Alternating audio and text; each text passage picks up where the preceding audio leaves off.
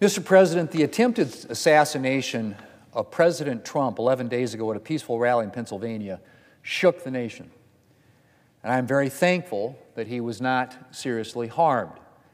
And I am grateful also for the law enforcement personnel who rushed in to cover the president when the shooting started.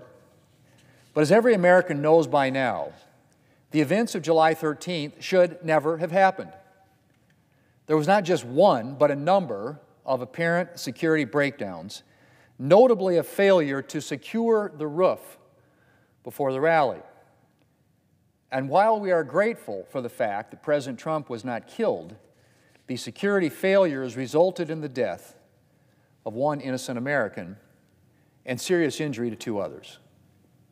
And it is appropriate that the Secret Service director resigned yesterday in the wake of this tragedy. But there is more work to be done. Multiple investigations are currently being conducted, several of them here in Congress, to identify everything that went wrong that Saturday and explore ways to ensure that it never happens again. And among other things, we obviously need to take a hard look at what needs to be done at the Secret Service. I have no doubt that there are many dedicated agents serving there, including those who heroically dived to cover President Trump when the shooting started. But the fact is that the Secret Service has been beset by problems for a number of years now, including staffing issues and a number of previous security failures. And it's time to fix these problems once and for all and ensure the Secret Service is fully prepared to fulfill its mission. We also need a new Secret Service director committed to making reform of the agency a priority. Mr. President, events like the ones of July 13th always horrify because they demonstrate the worst of which human beings are capable. But they also give us a glimpse of the very best. And that was certainly true in Pennsylvania. There was Corey Comparator, the volunteer firefighter who died protecting his family, the emergency room physician and others who attempted to render medical assistance, the everyday Americans who stepped in to help their fellow rally goers.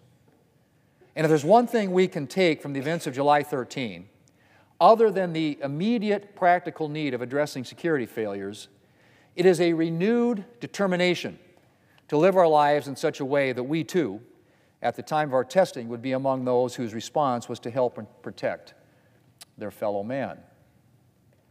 Mr. President, soon after surviving the attempt on his life, President Trump said, and I quote, "In this moment, it is more important than ever that we stand united and show our true characters as Americans," end quote. That's a call that we should all heed. That doesn't mean, of course, that our disagreements suddenly disappear. But it does mean that we recognize and remember that most Americans, regardless of where they land politically, want what's best for the country's future. And I hope that out of this tragedy can come a renewed sense of what unites us.